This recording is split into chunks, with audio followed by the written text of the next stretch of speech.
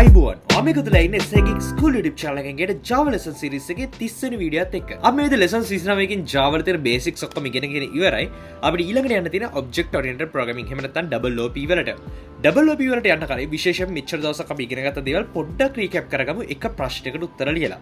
හරි ප්‍රශ්නයක් කියන්නේ Java code එකක් අපිට ලියන්න තියෙන්නේ. ඉතින් අපිට සරලවම ලියන්න කරන්න ඕනේ program එක තමයි මේ තියෙන්නේ. Java program එකක් ලියන්න ප්‍රධාන මෙතඩ් එකට අමතරව තවත් එක මෙතඩ් එකක් ක්‍රියේට් කරන්න. මෙතඩ්ස් ගැන මේ විදිහට අපි කතා කරලා ඉවරයි. ඒක නිසා ඔයාලා මෙතඩ් එකක් ක්‍රියේට් කරන්න පුළුවන් වෙනවනේ මේන් මෙතඩ් එකට අමතරව. ප්‍රධාන විදිහට මෙහෙමයි. අපි මෙතඩ් එක කෝල් කරනවා. දැන් හිතන්න මේ මෙතඩ් එකට ඔයාලට කැමති නමක් දාන්න. උදාහරණයක් විදිහට අපි කන්වර්ටර් වගේ එකක් දැම්මොත් මේ මෙතඩ් එකේ නම් විදිහට මේකට ප්‍රධාන පැරාමීටර්ස් දෙකක් පාස් කරන එකක් තමයි සෙල්සියස් වැලියු එක මේ තියෙන ටෙම්පරේචර් එක. උදාහරණයක් විදිහට 30යි වගේ ඔයාලට පාස් කරන්න පුළුවන්. ඒකට සෙල්සියස් වැලියු එක. සහ අද දවස මොකක්ද කියලා එකේ ඉඳන් 7 අතර නම්බර් එකක්. ඒ කියන්නේ අද සඳරන් 1 කියලා දාන්න ඕනේ. අඟහරුවා තරම් 2. ඒ වගේ නම්බර් එකක් පාස් කරන්න ඕනේ. දැන් උදාහරණයක් විදිහට මම මේ විදිහට දුන්නාට පස්සේ මෙතන මෙන්න මේ වගේ අවුට්පුට් එකක් තමයි එන්න ඕනේ. It's Monday and it's hot කියලා.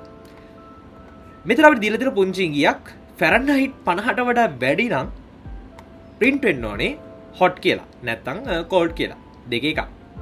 එතකොට අපි දෙන්නේ සෙල්සියස් වලින් වැලියු එක. එතකොට ඒ කියන්නේ මේ මෙතඩ් එක ඇතුළේදී ඔයා සෙල්සියස් ෆැරන්හයිට් වලට කන්වර්ට් කරන්න ඕනේ.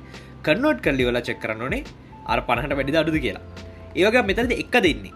මේක 1ද 2ද 3ද 4ද කියලා වෙන වෙනම චෙක් කරන්න ඕනේ. අද දවස මොකක්ද කියලා පෙන්වන්න ඕනේ. උදාහරණයක් විදිහට it's Monday and it's hot කියලා. අවසරයට මේ වගේ එකක් අපිට console එකේ එහෙම නැත්නම් අපේ තියෙන output එක විදිහට මේ වගේ දෙයක් අපිට print කරන්න ඕනේ. ඉතින් මේක තමයි ප්‍රශ්නේ. මේ වීඩියෝ එක මෙතනින් post කරලා මේ ප්‍රශ්නේ තනියෙන් කරන්න උත්සාහ කරන් තනියෙන් Java code එක ලියන්න programming වලට හරි ගිහිල්ලා බලන්න මේ විදිහට දීලා මේක වැඩ කරනවද කියලා. ඉතින් මේ වගේ එකක් කරන්න පුළුවන් කියන සෑහෙන්න හොඳයි. ඒ කියන්නේ මෙච්චර දවසක් අපි කරපු videos 30 ඔයාලට හොඳට අවබෝධ කරගෙන තියෙනවා කියන එක. හදිස්සි හරි ඔයාලට යම් කිසි දෙයක් තේරෙන්නේ නැත්නම් දැන් උදාහරණයක් විදිහට method එකක් මතක නැහැ. එහෙනම් ඔයාලට පුළුවන් කලින් lessons වලට ගිහලා method lesson එක බලන්න. එහෙම නැත්නම් ඔයාලට මතක නැහැ කොහොමද if statement එක use කරන්නේ කියලා කලින් lesson එක බලන්න. මේ වගේ දේවල් use කරලා අපි තාමත් ඉගෙන ගත්ත සරල දේවල් ටිකක් විතරයි මේකේ තියෙන්නේ. ඉතින් මේ ටික try කරන්න බලන්න. එහෙම නැත්නම් මගේ answer එකම බලන්න උත්සාහ කරන්න එපා. ඔයා මේක කරලා එකපාරක් දෙපාරක් තුන් පාරක් විතර try කරලා ඒත් බැරි නම් හෝ එහෙම නැත්නම් කරලා ඉවරලා හරි ඊට පස්සේ මගේ answer එක බලන්න. මොකද මේ අපි ඉගෙන ගන්නේ programming. එහෙම නැතුව අපි ඉගෙන ගන්නේ theory විෂයක්. එහෙම නැත්නම් ඉතිහාසය වගේ දෙයක් නෙමෙයි. ඒක නිසා මේව මතක තියාගන්න නෙමෙයි. ඔයාම try කරලා බලන්න තමයි ඔයාගේ skills වැඩි වෙන්නේ. ඒක නිසා වීඩියෝ මෙතනින් post කරලා මේ ලෙසන් එක ඔයා මේක try කරලා ඉවරනාට පස්සේ continue කරගෙන යන්න. අපි දැන් කතා කරගෙන ආවේ මුලින්ම අපිට කරන්න තියෙන්නේ අපි ක්ලාස් එක හදලා තියෙන්නේ මම hello world කියලා ක්ලාස් එක දාලා තිනවා. ඔයාලට කැමති නමක් දාන්න පුළුවන්. ඊළඟට මට ඕනේ තවත් මෙතඩ් එකක් සකස් කරන්න. උදාහරණයක් විදිහට public static void මේ අත්‍යවශ්‍ය නැහැ මේ හැම එකම. මම කලින් lessons වල කතා කරලා තියෙනවා. කැමති නමක් අපි convert කියලාම ගමු. convert වරහන් මෙහෙම තියලා මම දැනට වරහන් ඇතුළට මුකුත් දාන්න යන්නේ නැහැ. මම මේ විදිහට මගේ මෙතඩ් එක සකස් කරනවා. මේ මෙතඩ් එක සකස් කරලා ඉවර වුණාට පස්සේ මට පළවෙනියටම තියෙන දේ තමයි අපි දන්නවා අපි user එකෙන් ප්‍රධාන විදිහටම ගන්න parameters දෙකක්. එක parameter එකක් තමයි. parameters මොනවද කියලා මම එක lesson එකකදී කතා කරා. parameter එකක් විදිහට මුලින්ම ගන්නවා celsius වලින් යම් කිසි විදිහට උෂ්ණත්වය. ඒක නිසා මම int අපි ගමු celsius වලින් ගන්න නිසා int c කියලා වගේ එකක් අරගමු. right. මම හිතුවා මෙතන කරන්න ඕනේ මුලින්ම මම integer එක c විදිහට අපි base practice එකක් විදිහට මෙහෙම declare කරලා කියන ඉමු. එතකොට මම int c එක හරි celsius කියන එක මම c කියලා අරගත්තා. එතකොට මට c වලින් එන value එක Fahrenheit වලට convert කරන්න ඕනේ. සාමාන්‍යයෙන් Google search කරලා ඔයාලට හොයාගන්න පුළුවන් මෙහෙම කොහොමද convert කරන්නේ කියලා. ඉතින් අපි ගොඩක් ගහලා බලමු.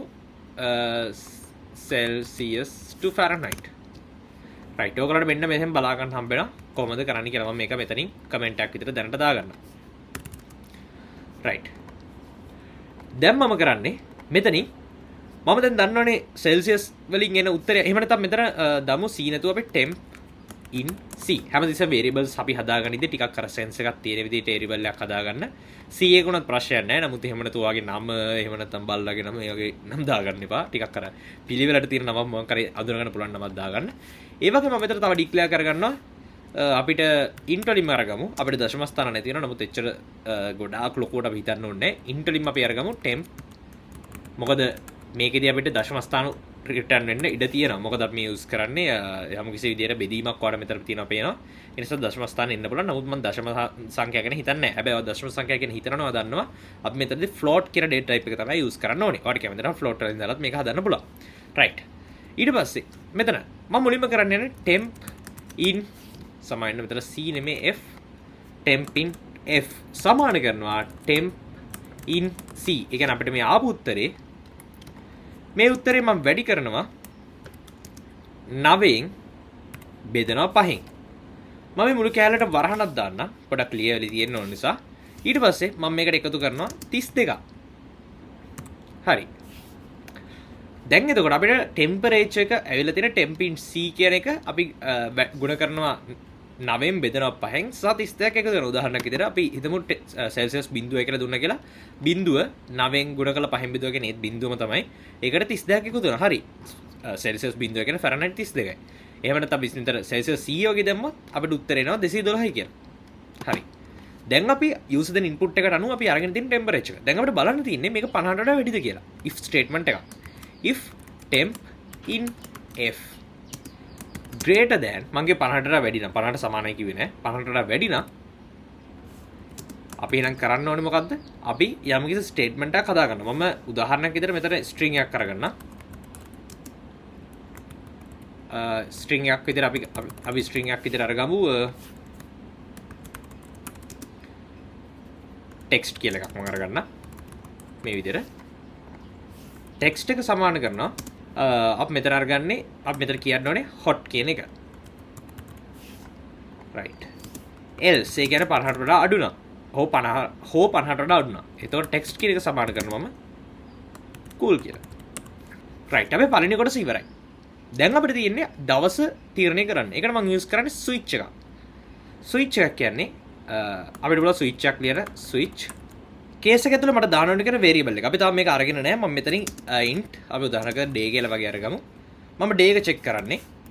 case switch day. එතකොට case එක පළවෙනි case එක මොකද්ද? අනිවාර්යෙන් මම කලින් කිව්වා අපිට දෙන්න ඕනේ මෙතන 1යි 7යි අතර උත්තරයි. ඒ නිසා පළවෙනි case එක තමයි 1.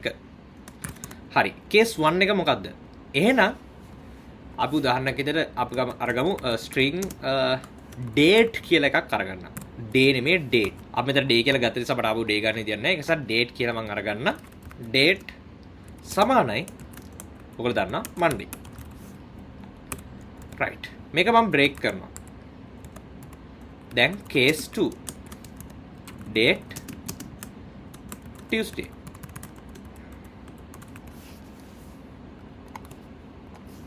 right. break. මේක මේ විදිහටම ලියන් යන්නම ඕනේ නැහැ. මට මේක copy කරගන්න පුළුවන් මේ විදිහට පල්ලෙහාට.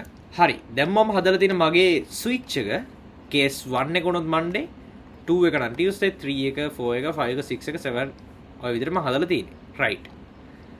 ඒකත් හරි. දැන් එතකොට මට ප්‍රධාන දේවල් ටික හදාගෙන ඉවරයි. දැන් මම මෙතන කරන්න ඕනේ මගේ final text එකත් මම හදා ගන්නවා. එතකොට මම ෆයිනල් ටෙක්ස්ට් එක හදලා මට මෙතන කරන්න පුළුවන් විදි කීපයක් තියෙනවා. මට මේක රිටර්න් කරන්න පුළුවන් නැත්නම් මෙතනින්ම අවුට්පුට් එක දෙන්නත් පුළුවන්. මම මෙතනින්ම අවුට්පුට් එක දෙනවා. right. මම මෙතන එක ඇතුළේ ඉඳගෙනම system.out.println වරහන් ඇතුළේ. මම කිව්වේ කොහොමද මට ඕනේ කියලා? මට ඕනේ it's Monday කියලා මුලින්ම. it's space එකක් තියලා මම මෙතන දවස දානවා. අපි ගත්තේ date කියලා. right. it's Monday. ආයි ප්ලස් එකක් දානවා. තිතක් තියමු අපි. නැත්නම් අපි දාලා තියෙන්නේ it's Monday and කියලා කියන්නේ ස්පේස් එකක් තියලා අපි and it's හරි. ආයි ස්පේස් එකක් තියලා ප්ලස් එකක් ගහලා මෙතන අපි ඊළඟට දාන්න ඕනේ. දැන් අපි date එක දාලා ඉවරයි. අපි ඊළඟට දාන්න ඕනේ text කියලා තමයි අපි අරගත්තේ මෙතන. it's මෙන්න මේ විදිහට. ආයි මම ප්ලස් එකක් දාලා මෙතන තිතක් අපි මේක ඇතුළේ තියමු. right. අපි කරපු දේවල් වල syntax errors නැත්තම් අපිට කිසිම ප්‍රශ්නයක් නැහැ. මේක run කරන්න පුළුවන් වෙන්න ඕනේ. අපි බලමු එකපාරක්. පේන විදිහට මුකුත් ප්‍රශ්නයක් නැහැ. right. දැන් මම මේ method එක call කරන්න ඕනේ. මම මේ method එකට නම දැම්මේ convert කියලා. convert වරහන් ඇතුලේ මොකද celsius ගන්න. උදාහරණයක් ගමු celsius 25යි කියලා ගමු. සහ අද දවස සඳ නිසා මම 1 කියලා දාන්නම්. බලමු අපි කරපු වැඩේ හරිනම් රන් වෙන්න ඕනේ. මම මෙතන දාලා තියෙන කමෙන්ට්ස් ටිකවත් කරගන්න. හැබැයි තවත් එක error එකක් මෙතන එන්න ඕනේ. අපි බලමු ආපස්සට රන් කරලා.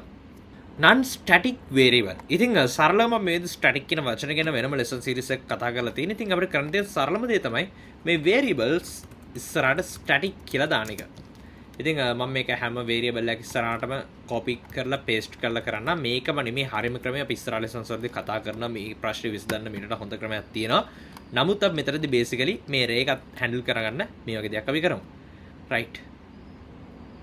දැන් අපිට නැති it's Monday and it's hot කියලා පෙන්නනවා. ඒ වගේම අපිට ඕන නම් මෙතන පාස් කරන්න පුළුවන් 3 වගේ. ඔයගොල්ලෝ දන්න 3 නම් බදාදා කියලා පෙන්නන්න. එහෙම නැත්නම් Wednesday. ටෙම්පරේචර් එක විදිහට අපි දාමු 10 වගේ එකක්. ඔයගොල්ලෝ දන්න අනිවාර්ය කූල් කියලා පෙන්නන්න ඕනේ. It's Wednesday and it's cool. Right.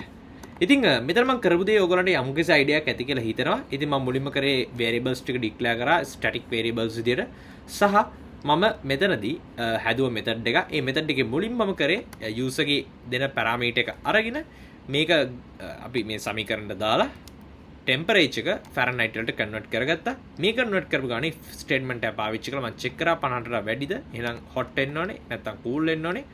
switch එකක් දාලා මම බැලුවා දවස user දෙන දවස එක නම් Monday දෙක නම් Tuesday මේ විදිහට දවස් 7 ඉන්න ඕනේ. ඊට පස්සේ අවසානයේ මම print කරනවා මෙන්න මේ විදිහට it's අද දවස and it's cold the hot ද කියලා. ඉතින් මෙතනින් මේක ඉවරයි. ඊට පස්සේ main method එකට ගිහිල්ලා මම අපි හදපු දෙවෙනි method එක call කරා.